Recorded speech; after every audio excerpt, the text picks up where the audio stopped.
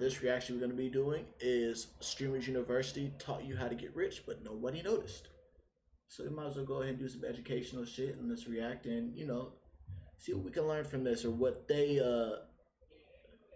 see what they noticed that we didn't notice and put us on. You thought Streamer University was just chaos and content. Think again. Underneath the laughs, the skits, and the wild guests, Kai was running a masterclass in monetization, branding, and content dominance. Streamer University wasn't just a content series, it was a blueprint. By turning an ordinary college experience into a viral empire, Kai flipped the script on how creators build Shout out to Kai, man. And make money. He blurred the line between entertainment and business so well, most people miss what was really going on. Today, we're breaking it down. This isn't about hype. This is about the strategy behind the spectacle, the business lessons you can actually use. So grab a seat in the front row. Class is in session. Lesson 1, stay independent. Let's be honest. If Cenat had taken Streamer University to a major platform, Netflix, Prime Video, Hulu, nobody would have blamed him. The offers were there. Big checks, full production support, distribution to millions of subscribers. But Kai said no. He kept it on his turf, Twitch and YouTube. Why? Because Kai knows the golden rule of the internet economy. Once you got a great idea, motherfuckers gonna be throwing a lump sum of cash so they can buy it because they know that quick money, people will jump at it. That quick money is not good. That's a short-term thing. It's not the long game. The long game is keeping your shit, believing in yourself, and that the revenue from that, not just, the revenue right there, but the revenue after, the residuals, nigga, them residuals, that's where it's at. He knew about the residuals. And not only that, he fucking, he bought the idea. He trademarked the idea so nobody else can do it. He's a very, very intelligent move, smart move. He got great people around him and he's a bright black man. So kudos and shout out to you, Kai, man. Own your audience or someone else will. Yeah. Let's hear what he had to say. A lot of people been talking about how this shit should be on Netflix. We already been getting talks with different people, but I want to go ahead and say this, bro. But an idea like this so original, you got to keep it where it's at. Yep. By keeping Streamer University independent, Kai controlled every single element. The content, the monetization, the brand. No execs, no contracts that locked him out of his own creative vision. Yep. No gatekeepers between him and his community. That's power. Yep, he had all control. Nobody's gonna tell him what he could do, what he couldn't do, where he could go, where he couldn't go, what he could promote, what he can't promote. Power. Real power. And it's not just about control. It's about value. Let's break it down. Distribution equals leverage. When you post content on your own channels, you build leverage. Not just views, leverage. By staying independent, Kai didn't just keep creative freedom. He positioned himself as the distribution pipeline. When you own the pipeline, people come to you, and they pay for access. That's why you see rappers, celebrities, and even brands begging to be part of his world. He's not pitching to networks. They're coming to him. He is the network. Yeah. No middlemen equals maximum monetization. Yeah. When you're tied to a network or platform, you split revenue. There are managers, agents, producers, legal teams, all taking a cut. When Kai streams on his own channel, the sub money is his. Yep. The ad revenue is his. Yep. The brand deals negotiated his way, integrated into his format. And even if Twitch or YouTube takes a percentage, the chunk he keeps is still far bigger than what he'd get through a traditional deal. More importantly, he controls the structure. Yep. He can shift platforms, cross-post to YouTube, clip on TikTok, sell merch, launch a Patreon. It's all under his umbrella. The financial upside isn't linear, it's exponential. And it only works when you stay independent. Brand control is everything. Imagine Netflix greenlighting Streamer University. They'd polish it, overproduce it, strip away everything that made it his. Bro, on God, they would commercialize it so much where it's like, I'm sure he would have had the views and shit like that, but just wouldn't have, it would have felt like, you know how people already say this shit scripted? It would have been even more scripted. People would have felt like it would have been even more scripted.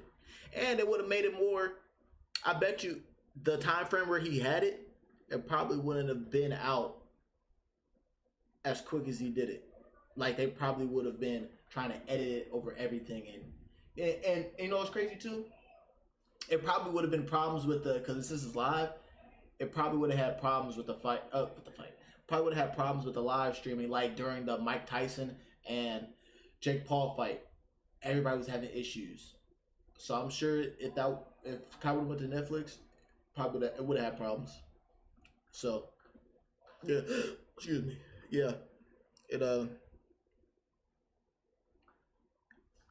yeah. Kai's genius is that his audience isn't just watching a show. Mm-hmm. They're living in his world. Yeah. That authenticity, you can't outsource that. You can't schedule it into a production cycle. By keeping full control of his brand, Kai stayed unpredictable, raw, and most importantly, real. That's what sells. If you're a creator, don't just build a following. Build an infrastructure. Use platforms like Twitch, YouTube, Gumroad, or Substack, but treat them as tools, not bosses. Niggas sleep on Kick. Email list. Niggas be sleeping on Kick. But it's okay though. I don't sleep on Kick. It's only because the motherfuckers. I mean, bro, people talking about like motherfuckers are biting on it. Bro, there's bots everywhere. Any platform you go, there's gonna be bots. And they're also talking about how a lot of the Kick streamers are weirdos, just like that, bro. But you know what's crazy? I'm sure when Twitch first started, there were a decent amount of people on here that people called weirdos, but guess what? Now they're fucking famous as fuck. So, hey, I don't sleep on Kick. I love Kick. Shout out to Kick. The Discord, build something you control. Mm-hmm. Because when the algorithm shifts, or the sponsors pull out, or the next hot thing comes along, the creators who survive are the ones who own their lane. Mm-hmm. Kai Cenat didn't need permission. And then also too, I was talking to my dad and my stepmom about, you know, what I do on, you know, when I live stream. There was like, well, my dad in particular, he was like, yeah, you're gonna need to find something that, you know, that the audience loves. I'm like, honestly, because I don't have a set thing. I react to stuff. I react to videos that other people make. But it's like, well, Pops, I'm not gonna be having my stuff tailored towards. I'm not gonna be doing shit because people want me to do it. Now, for example, if somebody says, "Hey, can you react to this video?" I'll react to it. I don't mind it. But I'm not gonna just be playing a certain game because other people want me to play it. I'm not a gamer. I don't play fucking games. I don't even play games in real life. Now, if I got on here and I play games in real life and I started live streaming the games because I enjoy playing games, and yes, the only game I'm gonna play on here is GTA 6. That is the only game. But I'm doing shit because I want to do it, and I know my audience is gonna grow naturally because they're gonna love me for me and how I'm not inauthentic. Like, whenever I get on stream, I'm always just chill. We have a great time. I can go ahead and get hype. I can be funny. I can do whatever. But I don't go on stream when I don't feel like it because I'll be faking it. It'll be disingenuous, and y'all be able to tell. It's like, bro, he's not really in it. He's just doing it because he feel like he have to. Nigga, I'm doing it because I want to. Like, here's the thing. I said I'm gonna do better doing the streams, and I will, and I am. But bro, I'm at 5 hours right now, talking, you know, doing this reaction, and I'm enjoying it. I love talking. I can talk about this shit because it's in, you know, I'm investing my time because I enjoy doing it. I know it's gonna grow. Even when I do like a 1 hour or 2 hour stream, just reaction and shit like that. Like, I can go ahead and do reactions on and stream for 1 to 5 to 6 hours and do 1 day of streaming and still be fine because I got a decent amount of content. But when I go do more, when I start doing more streams, because I will, I'm still gonna be, we're gonna be feeling good. It's gonna be a great stream, gonna be enjoyable and stuff like that. But I don't feel bad when I don't stream because a lot of people say like, "Oh, you gotta be consistent when you do it." Da da da da, bruh. With the shit how I'm living my life, the only thing consistent I can do is post on YouTube and post my shit, as in like, post when I get on live, because of how my schedule is set up. And also, I have that work-life balance to where I'm still outside doing what I need to do. I'm not making money from this shit. I will be, but I'm not gonna force myself to do something that I don't want to do because I feel like I have to. Nah, that takes away the genuineness. I want to do this, so I'm going to do this, and I am doing this. He built Streamer University his way and got all the rewards. Lesson 1 is simple. And don't get me wrong, I'm still being consistent. Like I'm still uploading these videos. Like, bruh, from this live stream, I'm not even gonna lie. I will have enough videos that I'm gonna cut up and put on my YouTube. I'll have enough videos for fucking to post until I'd say almost September. I swear to God. And then if anything, because right now I already got 3 videos for the days that I post. I post on Monday, Wednesdays, and Fridays. I already got 3 videos each day. With the amount of content I'm doing, I can go ahead and do a 4th. I can go ahead and add 4. So I'm doing what I need to do. And it's entertaining content. So yeah, I'm getting it out and I'm being consistent. Money, and I'm enjoying while I'm doing it. And the legacy live there. Lesson 2, focus on your bag, not women. Yes. One of the most unexpected takeaways from Streamer University came in between the chaos. But if you were paying attention, the message was loud and clear. Get your money right first. Not because women are the enemy. Not because love is a scam. But because priorities matter. When you're broke, dating isn't just hard. It's stressful, complicated, and in most cases... Bro, when I tell you, when I look back on when I dated, I was like the brokest. And that's when I shouldn't have been dating around, but I was.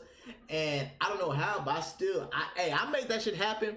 Had some good relationships, some great relationships while I was dating. But like, when you broke and you're dating, you get the most creative. Because like, damn, how can I know I can go ahead and entertain her and make her feel good with my conversation, but what else could I do? Cause I like to do fun shit. You know what? Let's go to fucking Topgolf. Or I take them on a wine tasting because I get them for free because I do a monthly wine bottle membership. Or let's go to a park. Let's go to a movie. Well, I don't do movies. We go to this bar that is a nice bar, great conversation, great ambiance. I ain't got to pay that much for drinks and shit like that. Just new spots around Cincinnati. I get creative with the shit I do. So when you broke, it gets you. You get creative. I got creative, and I never sold the bag at all. Humiliating. How do you focus on love when your phone bill's overdue? How do you take someone out when you're counting quarters for gas? Facts. Streamer University never said it directly, but it showed it through energy. Most of these guys are on their grind. They're building content, brands, and revenue streams. Here's the truth they don't teach you in school. Trying to find your dream girl before you found your purpose, that's a fast track to resentment. Bro, literally, while you're on your purpose, your twin flame or your soulmate or whatever, they'll be there along that way. Don't try to force it before it happens because it won't end up right. You gotta focus on yourself and heal yourself and do what you need to do, and that person will come for you. Like you'll meet them on the way. For both of you. You'll feel inadequate, she'll feel frustrated, and neither of you will say it out loud until it's too late. Yep. Here's where the pressure kicks in. In today's world, men are expected to show up with the bag, the charisma, the physique, the emotional maturity. Facts. All by 22. And if you don't, it's not possible. You're labeled as lazy, broke, or not serious. Yeah. The expectations are high. It's so high. Patience is low. I swear to God, and that's why I stopped consuming that red pill content, bro. Because they would always be like, you ain't got time for fun in your 20s. You need to be working out, working on your purpose, working, barely any female, no fun. Wait until you're rich. Nigga, if you don't have fun and still work on your purpose, bro, for you to go ahead, bro, you can work on your purpose, still have fun, and that'll give you even more if you like doing YouTube and shit like that. That'll give you even more shit to talk about. You experiencing life. Don't let what them red pill motherfuckers are saying about never have any fun. That's bullshit, bro. You gotta have fun, because if you don't have fun, you will burn out real quick. You gotta learn how to relax and chill. Have a great time. Vibe by yourself. Go do a concert. Go on that trip. Go enjoy nature. Go on that hike that you want to do. If you want to go on some dates, go on some dates, man. Do what you want to do. Don't be listening to them, bro. That's their life. You gotta live your life. That's why I don't be pressed when I'm like, I at least stream once a week. But I don't be pressed if I don't get another stream in, because I'm out enjoying my life and moving on my purpose. That's what y'all need to do. Move on your purpose and love it. Do it with no regrets. When you're at work, be at work. Enjoy your time. Do what you need to do. When you're on your purpose, be on your purpose. Do what you need to do. And then when you're relaxing, relax. Relax. Give yourself some grace. Give yourself some time to chill out. Do what you need to do. Unwind. Think. Meditate. Have fun. Don't stress yourself out, because you will burn out real quick. You will burn out real quick. And the game feels rigged. But what Streamer University subtly teaches is that you don't have to play that game. You can opt out. You can disappear for a year, build something real, and come back with results. No apologies, no explanations, just growth. When Kai hosts guests like Duke, the jokes are nonstop, but the grind is real. They've all sacrificed time, sleep, and probably relationships to get where they are. They didn't chase women. They chased skills, opportunities, and the women came. The women came, bro. Cold, that's the thing, no, it's calculated. He's about to say that, but that's, bruh. Literally, the women come at while you're doing on your purpose, bro. It's literally like they flock to you. You're attracting them when you're not focused on them. You're magnetizing them. Since I've been on my spiritual journey, bro, and I haven't really been focused on females, but they've been flocking to me. They've been giving me confidence, shit like that. I'm like, thank you. I appreciate it. But I know this about myself. You're so handsome. Thank you. I appreciate it. Where you get that smile from? My mom and my daddy, but I should say also, God gave me this smile. Bro, I'm just focused on myself, doing what I need to do. The females are going to flock regardless. I'm a sexy individual. I have a great body, great charisma, great aura, great spirit. I love myself. Put yourself first, always. And also about the sleep thing. Bro, don't be losing your sleep, bro. You need sleep. Your body needs rest. When they say, oh yeah, I'm an entrepreneur, so I don't sleep, that's a great way to, that's your early grave. You're going to an early grave. Don't do that. Get your sleep, man. Don't let what none of these people tell you about, oh, the less sleep the better, I'll sleep when I die. Fuck that. I'm getting my sleep right now, and I enjoy my sleep. Calculated. And the result? Women now chase them. Not because they're clout chasers, but because success is magnetic. Yeah. And some of them are. Look, some of them are clout chasers. Some of them are clout chasers. Radiates. This isn't about being a monk or going full red pill.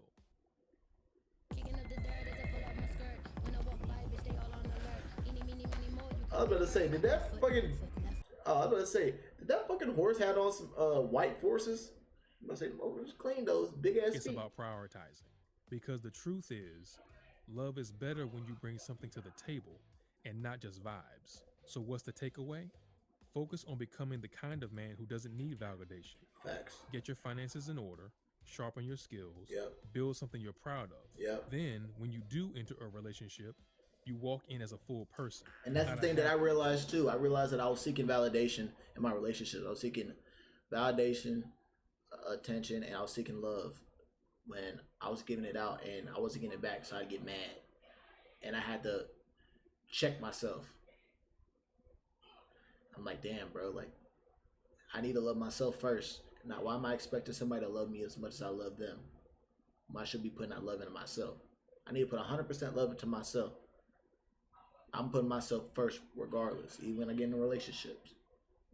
I always put myself first, and I expect my girl to do that same thing, to put herself first. Like, we come together when we're in a relationship. Like, we're not doing no bullshit to fuck up each other's trust or fuck each other over. But we take time for ourselves as well. A formed dude hoping someone else fills the gaps. Streamer University wasn't just a content stunt. It was a manifesto. And this was one of the loudest chapters. Lock in, get your money, and let the rest follow. Lesson 3: build a community, not just a following. But Black Dynamite, It's easy I to sell mistake drugs to the Kai community. Cenat's empire for a solo act. After all, his name's on the thumbnails. I He's can't the lie. face in the I said this might be my last video. He's I the think I one got another one in me. mainstream I just the energy. content's But when you flowing, look bro. closer The at content's Streamer flowing, University, bro. you realize something deeper. This whole thing was never built on one man's back. It was built on collaboration, brotherhood, energy. Streamer University wasn't just Kai streaming in a dorm room. Shout It was out to everybody. shout out to All of them Suja. contributed to the chaos. Shout out to Suja. And it wasn't chaos for chaos's sake. It was chemistry, real friendships, real moments, real synergy. Because here's the secret most influencers ignore. A viral Cheers. moment will get you attention, but a community will keep you relevant. Kai could have done it all alone. Those But twins. he didn't. He let others shine on his platform. He created a space where everyone had a role. And that's why people didn't just follow him. They followed the world he created. Hey man, the biggest thing is too networking, making, like building your chemistry with other people, making connections, man. That's how you get far. That's how business deals are done. That's how collabs are done. Like, bruh, you show people that you are a good, genuine individual. You got charisma, that high energy, that great energy, bruh. That good, genuine love, man, motherfuckers gonna fuck with you regardless if you genuinely preach nothing but positivity. Hell yeah. So, bro, like when I get bigger, cause I am gonna get bigger. I'm huge right now, but when I get even more bigger and I start doing collaborations, bro, it's gonna be great. I can't wait because then I'm gonna start, bro. I'm gonna be doing IRL streaming too. It's gonna be lit. Like y'all gonna see me out and about and shit like that. Whether I'm playing football, whether I'm outside playing basketball, football. Y'all see me in nature. See me just vibing and chilling and shit like that. Y'all see me when I go on my trips. Y'all see me when I'm, doing shit with other content creators, going on like amusement parks and shit like that. Y'all go see it. It's gonna be fun, and y'all gonna be there to experience it as well, A man. lot of creators focus on building a following. Numbers, likes, subs, and sure, those things matter, but they're not everything. 1 million followers doesn't mean 1 million supporters. In fact, most influencers are just one bad tweet away from losing half their audience. Facts. Because there's no real connection underneath. Kai flips that. He talks to his chat like they're friends. He reacts to fan art. He reads comments. The people watching aren't just numbers. They're part of the story. That's community. And it's not just about fans. It's about peers too. Oh yeah, that's some things I'm gonna do too. I'm gonna do a PO box opening. I'm gonna give me a PO box. I'm gonna be flexing y'all shit. Y'all can send me some shit. I'm gonna be doing that shit too. For the spotlight, he helped build a platform where his entire crew could win. Community scales what individual hustle can't. And this is what most creators miss. They think being self-made means going solo. They think collabs are a weakness. They think letting others in is a threat. But the smartest move in today's content world is building a network of real, loyal allies. People who bring value, not competition. Kai mastered this. At Streamer University, everyone ate. Everyone got screen time. Everyone got clips. And the audience felt it. That energy translated into engagement, memes, TikToks, fan edits, and moments that stretch far beyond the stream itself. In a world where most creators chase fame by isolating themselves at the top, Kai is doing something different. He's inviting people in, and it's working. So what's the real life move? Start collaborating before you think you're ready. Reach out to people in your lane. Don't just post, engage. Shout out your fans, respond to comments, build in public. Be a person, not a persona. Because when the algorithm stops favoring you, when the hype dies down, when the views dip, it won't be your follower count that saves you. It'll be your personality. Streamer Your community, your University personality. wasn't just shit like that, yeah. content. It was a blueprint. And one of the most powerful lessons was this. Don't just build a following. Build Build a a community. world people want to be part of. Lesson 4. Embrace chaos, but have a plan. Streamer University felt like absolute madness. But here's the twist. None of that happened by accident. Behind every wild moment was structure. Schedules were made. Segments were planned. Even when it seemed like everything was falling apart, there were guardrails keeping the whole thing from actually derailing. And that's the real lesson. You can be wild and calculated. Mm-hmm. Spontaneity works best when it's framed by strategy. Kai didn't walk into Streamer University without a blueprint. He had timelines, themes, and backup plans. He knew the energy had to feel loose, but the logistics had to be tight. That's why it worked. The audience got unpredictability, but the stream never collapsed into dead air or burnout. This is where a lot of young creators mess up. They think going with the flow means winging everything.